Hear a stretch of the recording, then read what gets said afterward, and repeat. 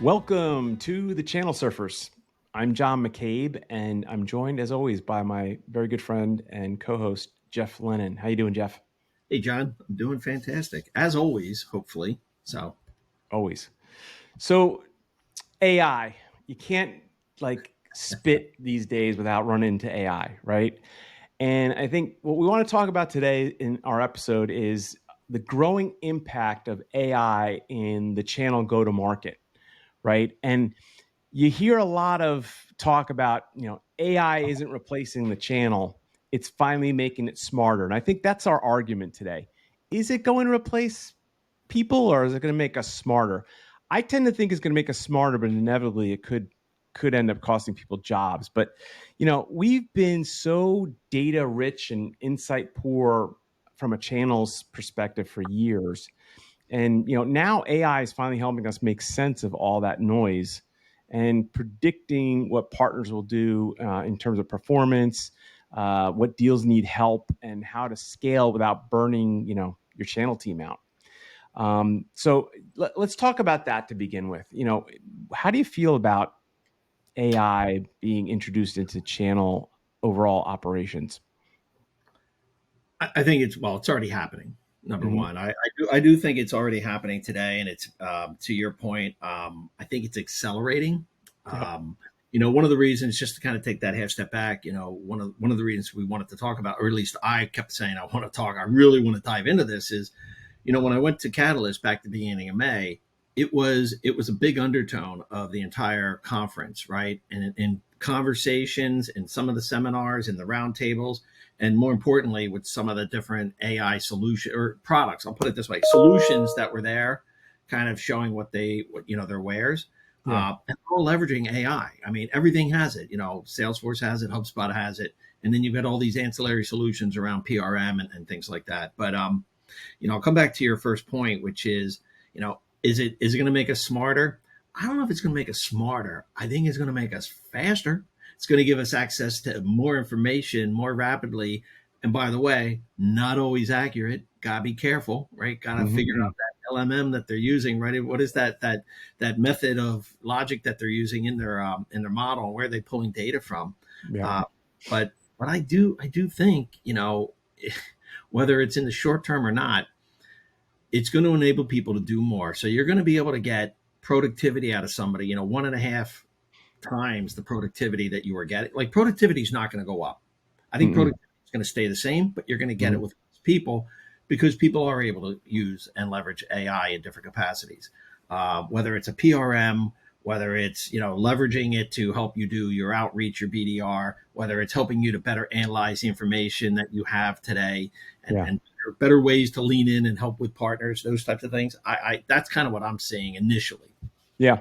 And look at I think researching this topic, there's a lot of things that AI is bringing to what you just said, PRM.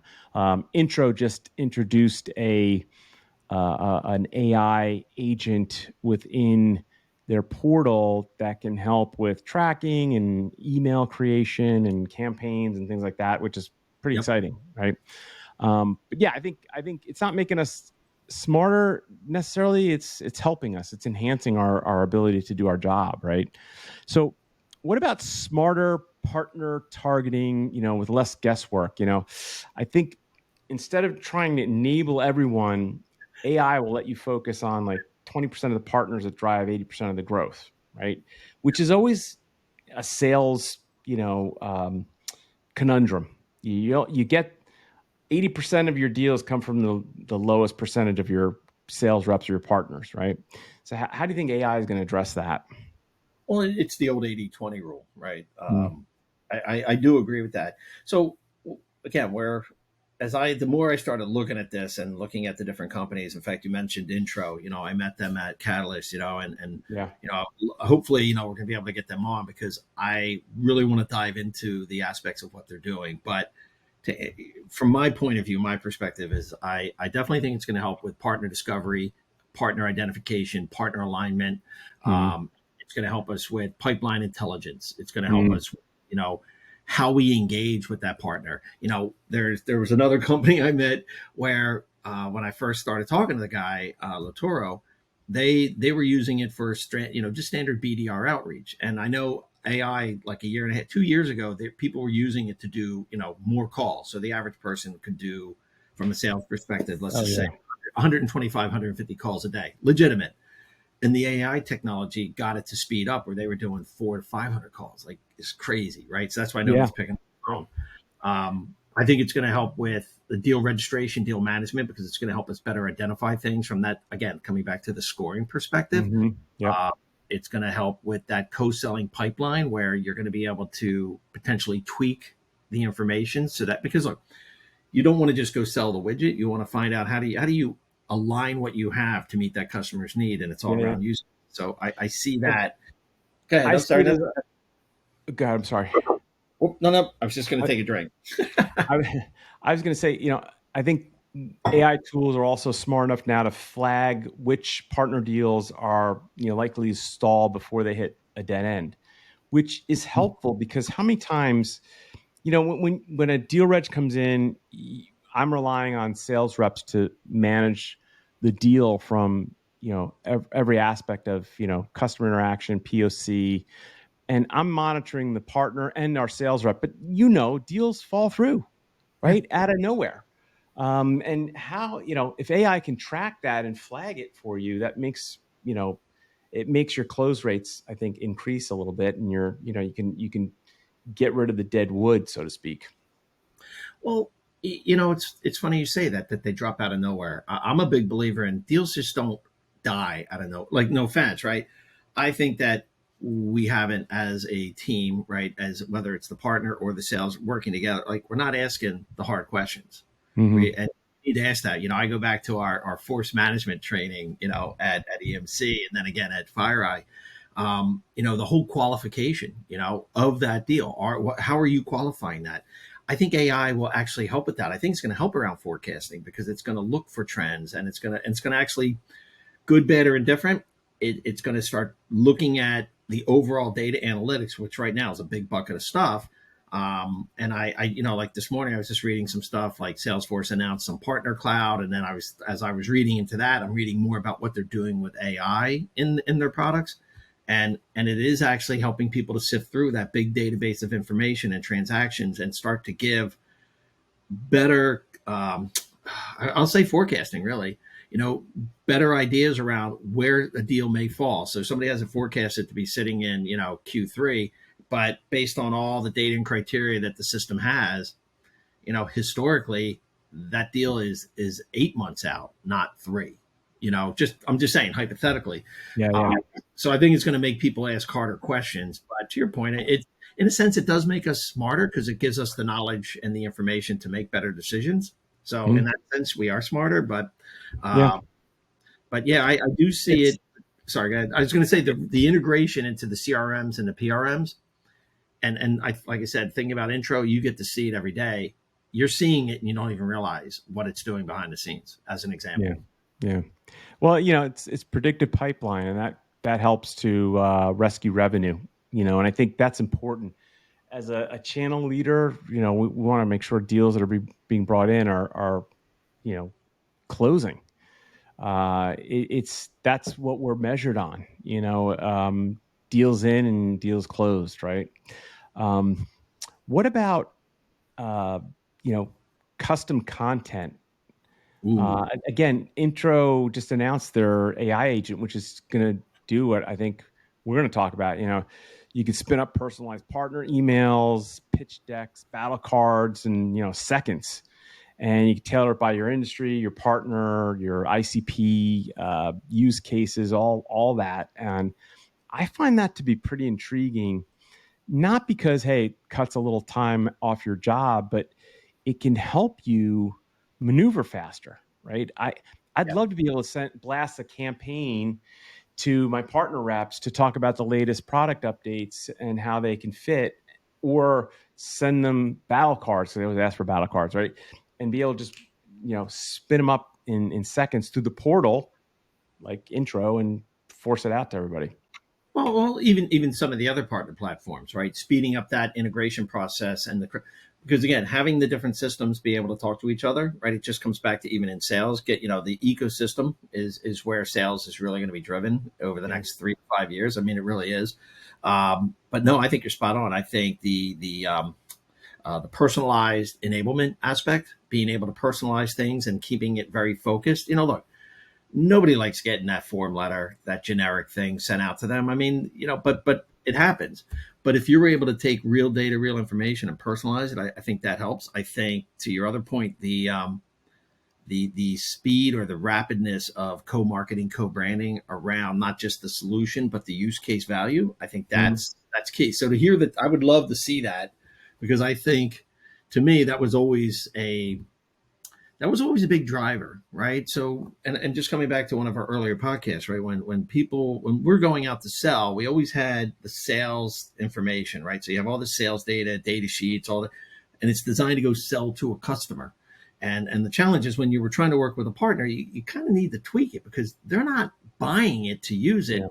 They're trying to understand how it fits, and how they can go help their clients with it. So we have to kind of tweak it. So I see the AI helping to speed some of that up, where you can still create your general information, to clients and customers, but you'll be able to tweak it and pivot it much more rapidly to your different and again, you have different partners, resellers, you got your VARs, you got your MSPs, MSSPs, distributors, Hmm. getting all of them the information that they need to understand where they are in the life cycle of the sale.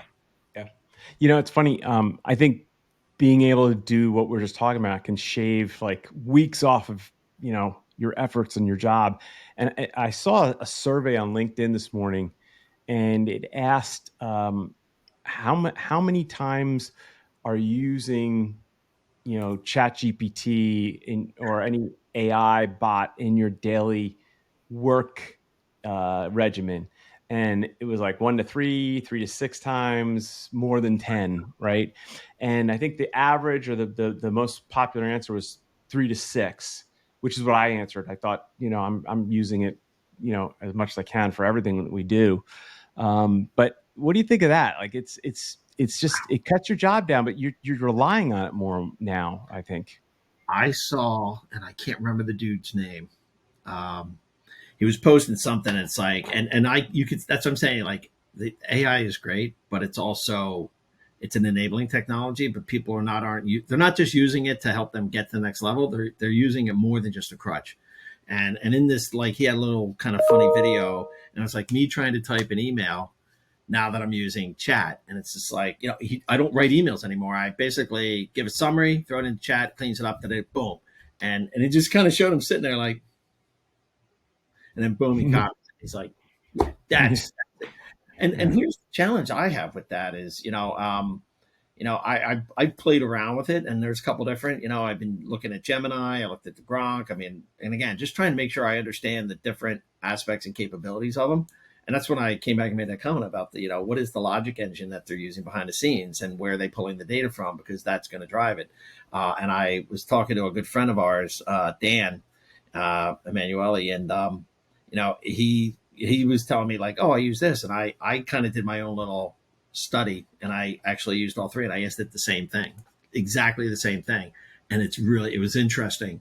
Yeah. It was Yeah. very interesting. Like, they were similar, but had unique differences in the data that it pulled. Yeah.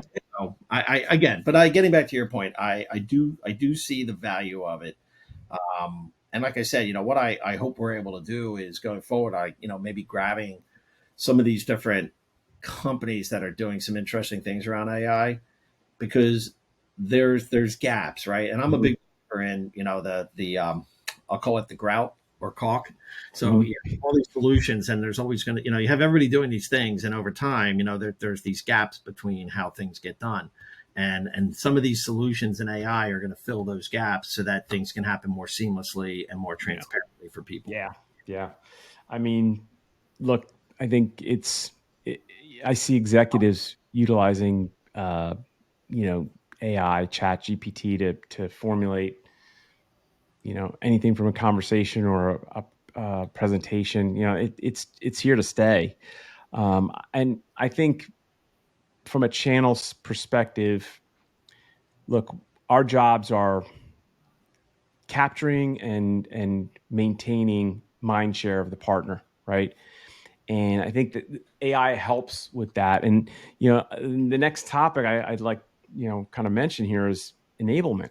Enablement's a big thing for me, like being able to do that. A couple years Absolutely. back, I was at a CrowdStrike Falcon user conference, and they had a pre-session for all of the vendors, channel partner vendors that were associated with CrowdStrike.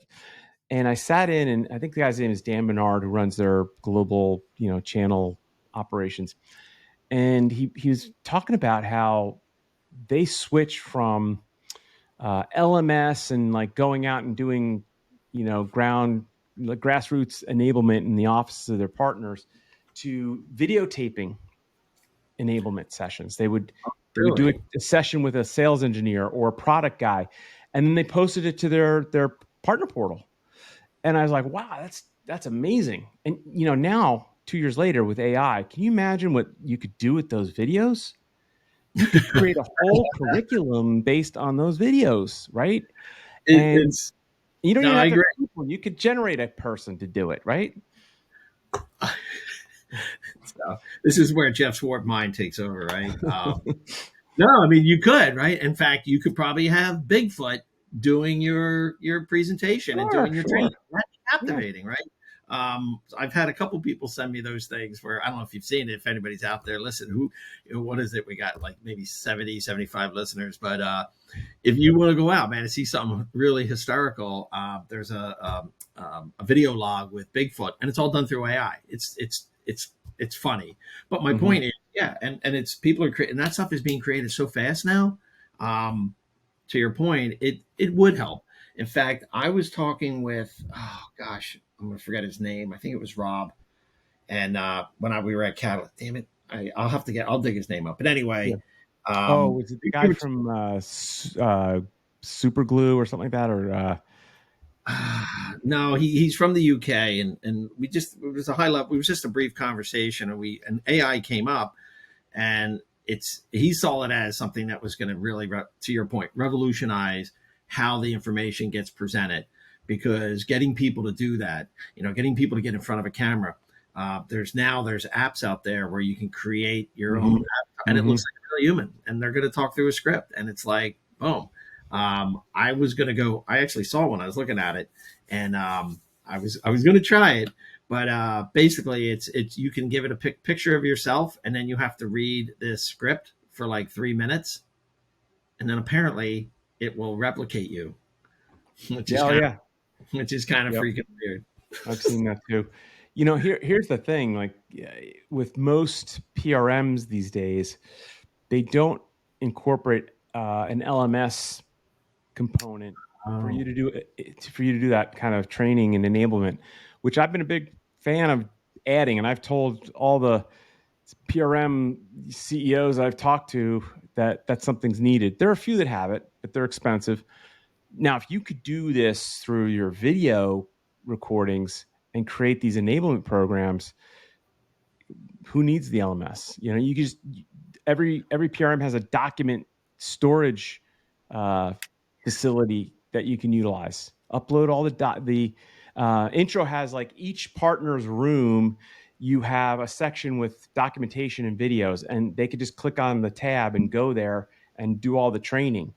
So I think that's a big important thing with AI to be able to do that. I don't want to recreate somebody or mimic a person or like get into trouble that way. I just want to have a training built for my partners to understand what the product is and how to utilize it, and then certify them, right? Because if they don't know how to do or sell your product or know what you do, how are you going to keep mind share with them? They don't know how to make money with you.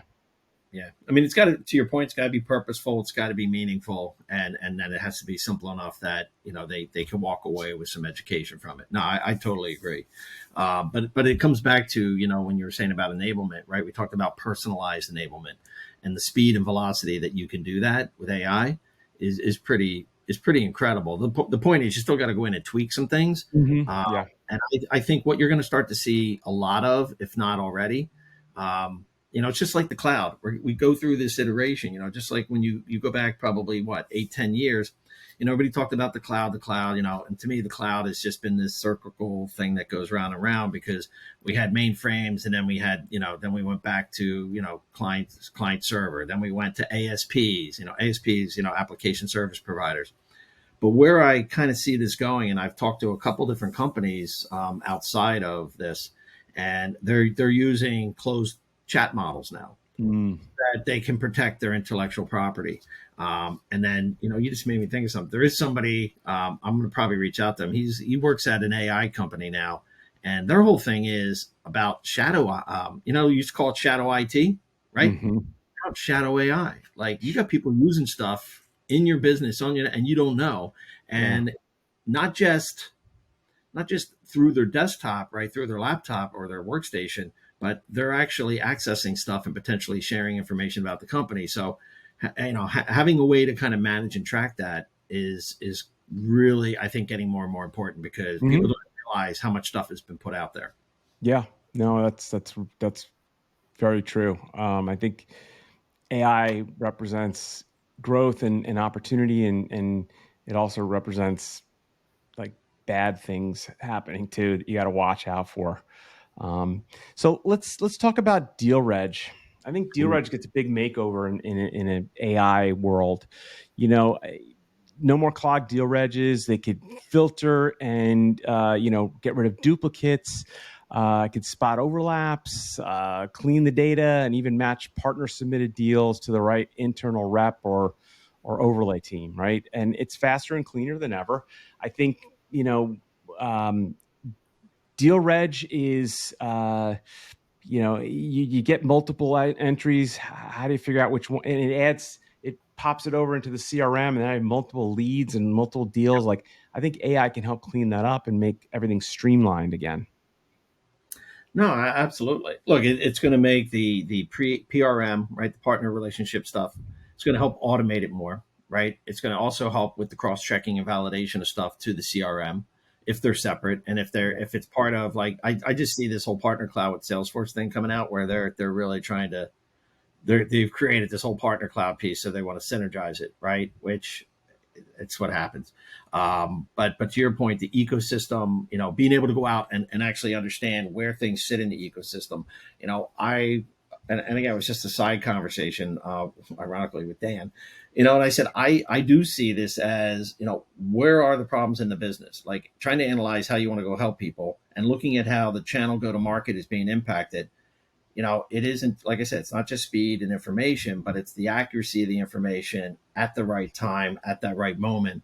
You go through all these things and you get on the phone with people, right? And you have a great call. And he goes, man, that was a great call. The next 5 minutes, this person pivots, they're on the phone and they're doing something else. So being able to like figuring out how you can take all that stuff from that call, right? Whether it's the AI notes capturing, pull together some key information, and not just send them a Mm-hmm. 30 page, 30 slide, PowerPoint or 5 or 6 data sheets, very clean and specific to what the conversation was and what the message was. Yeah. I see things around that area kind of transitioning where people are getting smarter, because there's an old saying I used to use called less is more. Yeah. Everything's having more is better. Sometimes less is more because you're able to understand things and make better decisions, and all the other stuff is not important. Yeah. No, that's true. What about partner sentiment? I think AI, God, it's listening on our emails and surveys and support tickets and tracking, partner sentiment is kind of making it easy for us now. And it could predict churn. If you might not sense a partner getting ready to leave, or one of their clients that they brought to you is ready to leave, right? So this is all giving you, kind of a sixth sense on partner health, without having to wait to kind of hash it out at a QBR when it might be too late. Like that customer's already gone, or the partner's like, we're done. Right. So I think AI can help, an early warning signal, for the partner health of your organization. Wow, that's a great point. I didn't even think about that. That is a really great point you bring up because Yeah, I mean, John, the ability to go out and pull together, your different engage, what I'll call it, the engagement signals, things that are happening, how you're engaging, the frequency that are engagements, the longevity, how people are engaging, how support is working, what are the, did they do any, like those? Yeah. So it's going to actually give us a better way to kind of maybe consolidate that. I don't even know if Yeah. I want to make a note because I don't even know if there's something out there that does that, but it also would, trigger, maybe even playbooks for partners that are at risk. Like, why is this partner at risk? They've been a partner for X number of years. We've done X. Yep. What happened? Something changed. And was it that we changed, or was it that they changed? Or, what I'm saying? It's like, so being able to have even a playbook that you Mhm. could kick off and say, hey, this thing, we're not seeing the activity, because too many times, right? You've been in those meetings. People go and they look at the charts and they're like, yeah, we're just not getting it from XYZ partner for the last, 9 months. Yeah. It's time to move on. And I'm like, what happened? We were doing What have six, you done for me lately? You yeah, know? $6, $7 million, back in, I don't know. Well, they apparently don't like our solution. No. And sometimes it's stupid things that have You know happened. what? You know what drives me nuts is when you lose a client through a partner and they don't give you the heads up. They drag you along and you think the renewal's coming and they know this customer wants to leave, and then at the 0 hour, like, hey, they're not renewing. I think AI might be able to help us figure that out sooner, right? And address it. Like a lie Hey, if you lose detector. them, you lose them, but at least you're not, you can pad your, the fall from, having a deal drop out of your pipeline or your renewal schedule, right? Yeah, I've had that happen actually. And I kind of knew. And I remember I was with the rep, and we, after the meeting with the partner, I just remember going, we're done. He's lying. We're Oh done. yeah, It's, I've been it's there. done. Like, I know, like, this renewal's 2 months out, but it's done. Like, it's the cake is baked. The car, the horse left the barn. Hmm. Hmm. And it's like, what do you mean? I go, it's just there was, you could sense it, but not saying that I'm AI or anything, but no, I do think that's interesting Yeah. because, and by the way, if you're doing a lot of this stuff on the front end, John, like some of these solutions, like you said, you're using Introw, and if you're able to start personalizing the engagement, and you start doing your own follow up better, because one of the things that I used to do to help me be successful, and I tell people, it's like, people buy from people. People buy from people that they like, know, and trust, and the only way they're going to trust you is you have to be able to get in front of them, and if you don't get in front of them, COVID. Yeah. Granted, business went forward, but it slowed down a lot. But we still got stuff done. But people meeting with people, and I tried to use as a rule of thumb having like my group. I'll call it focus partners, and I'm going to Hmm. give somebody at when I was at Extra Hop credit for that. I think it was Mark Fitzmaurice. Uh, and I'm not exactly sure where, but I loved it. I was just kind of like, because we always talk about playing favorites, but it was about having a focused partner program. And the whole point is Absolutely. narrow that focus, get that two or three, maybe 4 or 5, because at the end of the day, you can't really manage. You can That's how I work. build my programs. I only focus on 5 at the most. You just can't see results when you have hundreds of partners. It's a waste of time and energy, money. So you really actually brought up and kind of had a great lead into our final point before, the end of our show here. You know, don't forget that there's the human layer, right? As you're saying, it's all about the interaction. AI can help you as a co-pilot. It's not a replacement. You still have to build that trust, that the relationships, and knowing when to call instead of emailing or slacking or texting, right? And the best programs can utilize AI to amplify that human touch point, right? I'm a people person. I will go out and talk and meet with people. I like that. I don't want AI to do that aspect of my job. I want to be able to still do that, go to events, meet people, network, Yep. uncover opportunities that way, because they do like, you're so right. The partners they'll buy from you. And I don't mean they're buying your product. They're buying what you sell to bring to their customers. They will they will give you that stamp of approval if they like you, right? And it goes back to Nearbound, goes way back to Nearbound, how you're building trust and you're getting close to the buyer through the partner. And if they like you, they're gonna bring you along. So you can't lose that with an AI component. And if you do, rely on AI to do your channel go to market, you're going to lose that aspect of it, and you won't see a lot of results, in my opinion. I totally agree with that. And again, you can lessen your staff and have more people doing more things with AI, and that's great. But at the same time, I think from a field perspective, having more feet on the ground, having and making smaller territories so that people are more focused, I think is going to be a bigger win. Look, Yep. it's you bring up an interesting point, because I truly believe that the whole B2B sales cycle is really no longer a linear thing, right? The Mm-mm. decision making has become decentralized, and let's face it, like we're talking about how we want to work with AI and the channel and selling and this and that. The buyers and the buying groups are all being powered by AI co-pilots. They're Mm. using it to help them better analyze and strategize. They get somebody's going to look at 5 different vendors. They're using it to strategize. And guess what? It can only base those decisions on the information that's readily available in the public interface. Yep. So if companies aren't putting out there all the great things that they do, it's like, oh, well, hold on a second, let me get you this. We have this. Well, how come it's not publicly available? So I think that's going to have an impact, right? That goes back to a point you made very early in this conversation about, AI isn't always right. It's not always the best information. And if someone's, trusting AI to help them with a buying decision like that, that's scary. Again, people buy from people. That's how I think you should sell it, and not rely just on AI. AI should be an enhancement to your decision, but I think you should come down to like who's selling it to you and what product it is and how it helps you. There's an old, well, and I'm trying to remember where I first learned it, but I've been saying it for probably 30 years. You know, everybody makes decisions. We all do things, right? And you turn around, whether it's 6 months, a year, and you're like, man, I could have made it. You can't. You can never second guess the decision that you make. And the logic that I've always Yeah. used, and I share this with a lot of people, is look, we all make decisions based on all of the available information we have at the time. Mm-hmm. And Yeah. to me, that's what AI is going to do. It's going to give you a response back based on all of the available information that it has Yep. at that time. Yep. And then it's not going to, there's no logic built in. It's giving you data and facts. I find it interesting when people are looking to get, oh, well, help me with this.